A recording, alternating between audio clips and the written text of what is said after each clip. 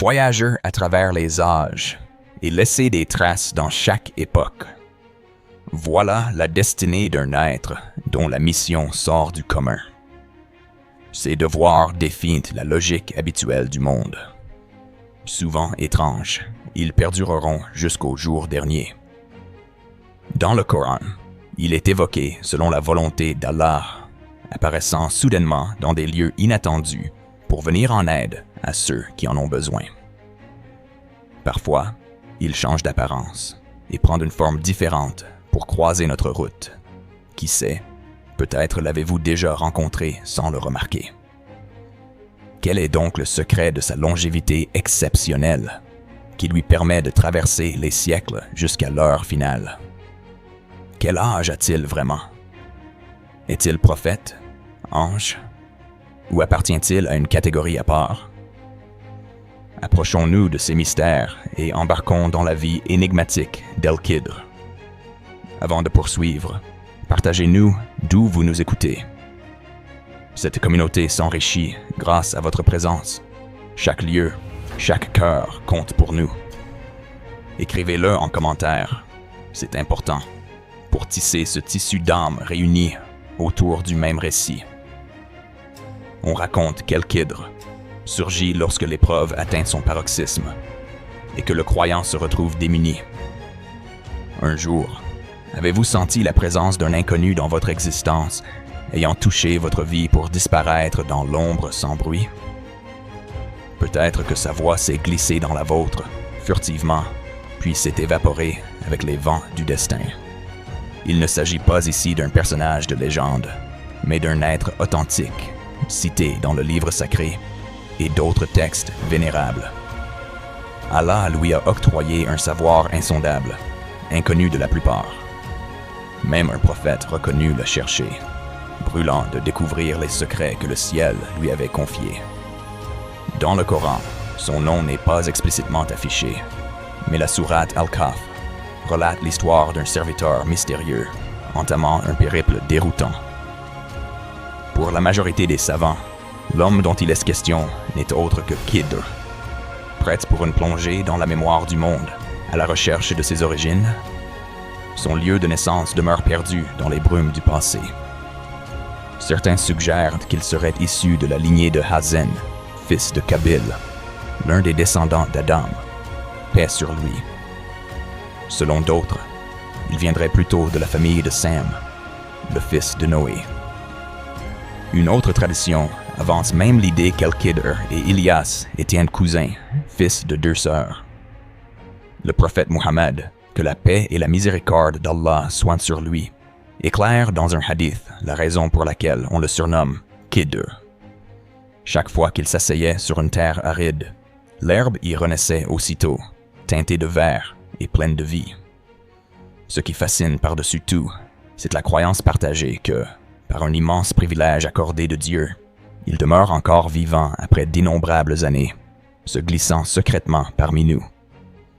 Beaucoup sont convaincus qu'il intervient lors d'occasions particulières, infléchissant le cours des événements de façon invisible. La question demeure, car tout être goûtera à la mort. Comment se fait-il qu'El-Kidr échappe encore à la fin ultime?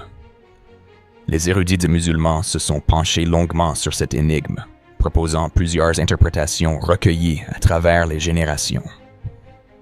Ja'far al-Sadiq, rapportant l'enseignement de son père, évoque qu'El-Kidr liait une profonde amitié avec un ange.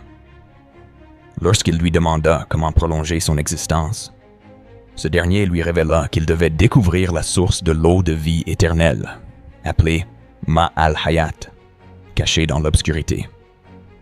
El-Kidr prit les devants et fut celui qui parvint à boire de cette eau secrète, alors que Dhul-Qarnayn n'en eut pas la possibilité. Depuis, Kidr est pétri de vie, mais il ne sillonne pas cette terre comme le commun des mortels. Sans besoin de manger, de boire, il vit une autre dimension de l'existence, hors du temps et de l'espace. Parfois, il prend part à notre quotidien, goûtant aux nourritures terrestres, mais uniquement selon sa volonté, jamais par nécessité.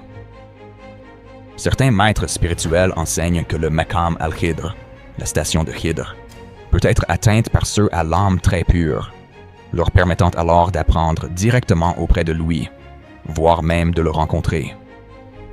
Il vient en aide aux justes, efface leur désespoir avec la permission divine, surgit là où nul ne l'attend, souvent ignoré de tous, prenant parfois la figure d'un autre pour accomplir ses œuvres de bienveillance. El-Khidr détient un savoir nommé Ilm al-Laduni, une connaissance qui embrasse le passé et l'avenir, impossible à acquérir avec l'effort humain, pure faveur divine. Selon Al-Tabari, parmi les créatures, 4 prophètes seraient encore en vie, veillants, à la fois protecteurs et témoins.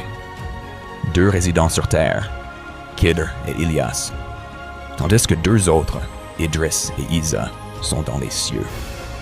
Si les savants divergent sur la prophétie exacte de Khidr, ils s'accordent à dire qu'il a atteint un degré unique où la différence entre la vie et la mort s'estompe, effleurant l'éternité sous une forme spéciale voulue par Dieu.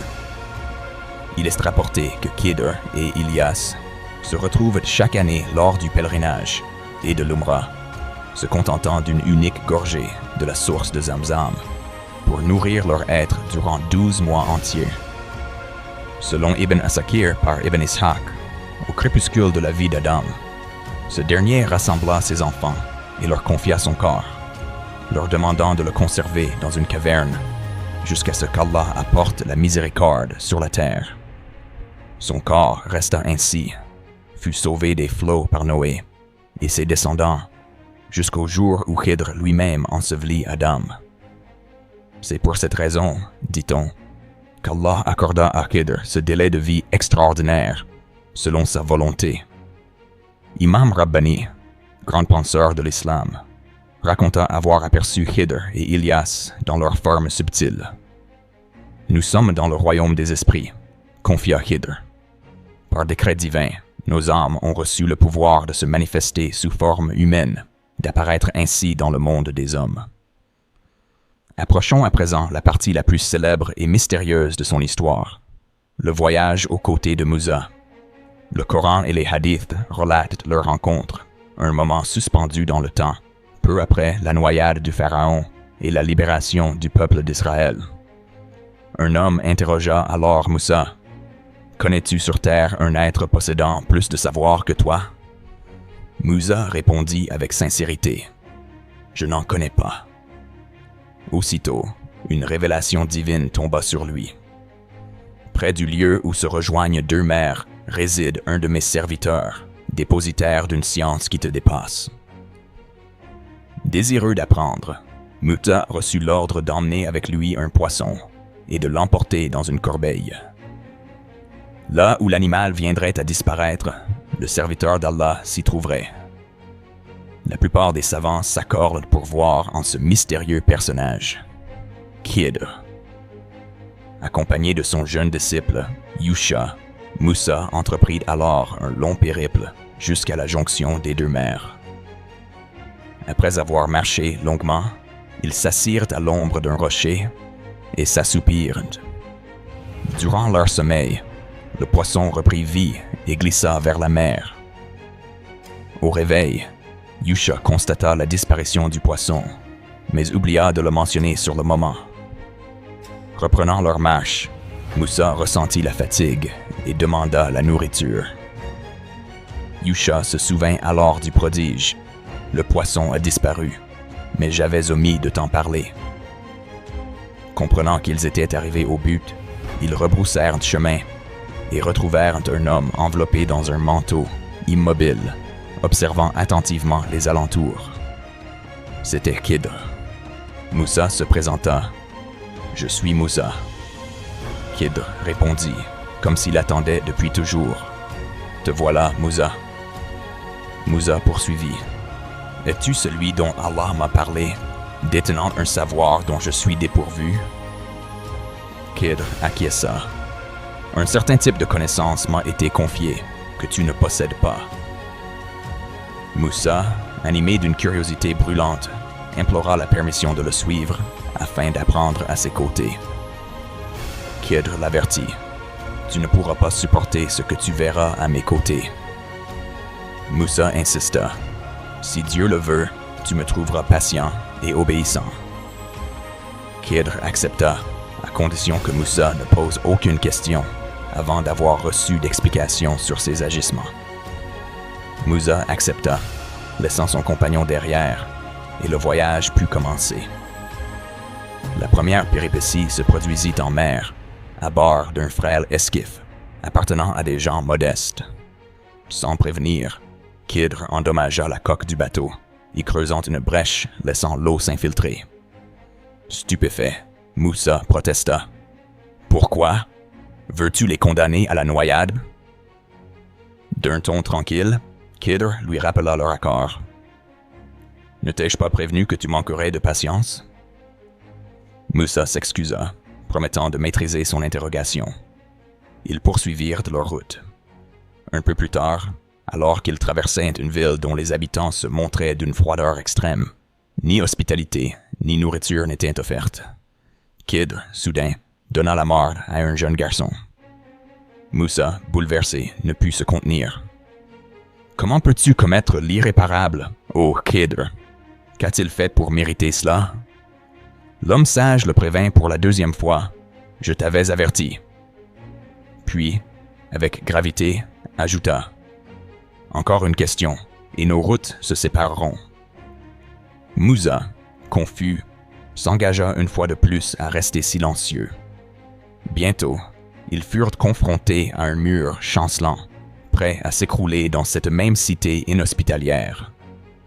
Kidr entreprit de le rétablir, sans rien demander en retour. Moussa, abasourdi, ne put s'empêcher de suggérer qu'un salaire aurait été juste. À cet instant, leur chemin commun toucha à sa fin. « C'est ici que nous nous quittons, Moussa, » dit Kidr. « Je vais maintenant t'expliquer le sens de ce que tu n'as pas supporté. » Kidr dévoila alors la sagesse cachée derrière chacun de ses actes. Le bateau appartenait à des pauvres infortunés, gagnant leur pain sur les flots. Or, un roi tyrannique réquisitionnait tous les navires intacts. En le rendant défectueux, Kidr les sauva de la spoliation. Quant à l'enfant, il aurait causé de grandes souffrances à ses parents croyants, risquant de les détourner de la foi. Allah voulait leur accorder un meilleur enfant, apaisant ainsi leur destinée. Le mur, enfin, abritait un trésor destiné à 2 orphelins. Si la muraille s'était écroulée, des inconnus l'auraient découvert. Son seigneur voulut qu'ils le retrouvent à leur maturité. Kidr n'avait agi, dans tous les cas, que sur ordre divin. Tel est le sens profond, ô Moussa, de ce que tu n'as pu endurer. Même si le sacrifice d'un enfant dépasse l'entendement, ces épisodes enseignent que la science de Dieu surpasse infiniment nos perspectives limitées. Si même un grand prophète fut dépassé, comment pourrions-nous, de simples humains, embrasser toute la sagesse divine? Dépositaire d'un secret céleste, El-Kidr voit au-delà des apparences et agit à travers des moyens inaccessibles à l'homme ordinaire. Il peut léviter lors de ses prières, franchir des distances en un clin d'œil, ou se manifester sous les traits d'un autre, des pouvoirs conférés exclusivement par son Seigneur. L'un des symboles les plus marquants de son voyage apparaît à l'union des mers, lorsqu'un petit oiseau vient effleurer l'eau pour en prélever une simple goutte. Kidr montre la scène à Moussa, lui apprenant que toute leur science équivaut à cette perle d'eau, tandis que l'océan représente l'étendue du savoir divin. Illustration bouleversante de notre ignorance face à l'immensité d'Allah. Le messager de Dieu aurait dit « Qu'Allah accorde sa miséricorde à Moussa. J'aurais aimé qu'il puisse patienter encore, afin que nous soyons témoins d'autres secrets. » Selon la croyance commune, Kidr demeurera vivant jusqu'à la disparition des croyants, juste avant l'avènement de la fin des temps. La sagesse suprême qui fit de Kidr un être aussi singulier lui octroya également cette forme d'immortalité temporaire, non éternelle, mais suffisamment longue pour seconder les fidèles jusqu'au dernier instant de l'humanité. Allah seul détient la vraie science. Souvenez-vous de ceci. Si chaque nuit était vécue comme Laylat al-Qadr, si vous accueilliez chaque étranger comme un envoyé, peut-être croiseriez-vous Khidr dans ce monde. Tout ce qui existe, pierre, brise, arbre, chaque parcelle de création, se voit assigner une mission. Même la plus infime cellule joue sa place dans cet équilibre parfait. Mikaël régule la nature, Azraël recueille les âmes, la pluie et les insectes cachent leurs fonctions précises derrière le voile de l'apparence. Même les tragédies qui nous secouent, tremblements, épidémies, conflits, ne sont qu'une part du dessein divin. Lorsque tout semble noir et que la détresse domine, le dicton « il y a du bien dans toute chose » prend son sens véritable. Le bien n'est pas toujours synonyme de joie immédiate. Parfois, la sagesse se dissimule derrière l'épreuve. Si, au lieu de nous révolter, nous croyons que chaque événement porte une leçon, alors la lumière divine commence à percer nos cœurs. Demain, celui ou celle qui vous demande l'aumône dans la rue, l'inconnu croisé dans un bus ou sur le marché, pourrait bien être plus qu'il n'y paraît. Khidr, passant inaperçu, veillant encore. Certains héros de fiction ne seraient-ils pas inspirés de ce récit? Dans une célèbre série, Game of Thrones, Arya Stark tombe sur un personnage mystérieux. Changeant de visage à volonté, il maîtrise des arts si étranges qu'on dirait qu'il traverse le temps. Arya, fascinée, cherche à se fermer auprès de lui, échoue d'abord à suivre ses exigences, puis peu à peu, découvre sa véritable valeur, jusqu'à s'émanciper. Cela ne ressemble-t-il pas à l'histoire de Khidr et Moussa? Peut-être l'auteur, George R.R. Martin, s'est-il sans le savoir, abreuvé à cette antique fontaine d'inspiration. Si ce récit vous a touché, n'oubliez pas d'aimer la vidéo et de vous abonner. C'est en transmettant ensemble les histoires du Coran que nous pouvons toucher plus d'âmes et amplifier la lumière de l'islam. Nos retrouvailles vous attendent dans la prochaine vidéo. Qu'Allah accorde son pardon sur nos fautes, nous préserve des châtiments de la tombe, des douleurs infimes de ce monde et du jugement. Ajoutez votre plus beau doua en commentaire. Partagez vos histoires si la rencontre avec Khidr a effleuré un jour votre vie. Nous sommes impatients de vous lire et que la paix divine descende sur vous tous.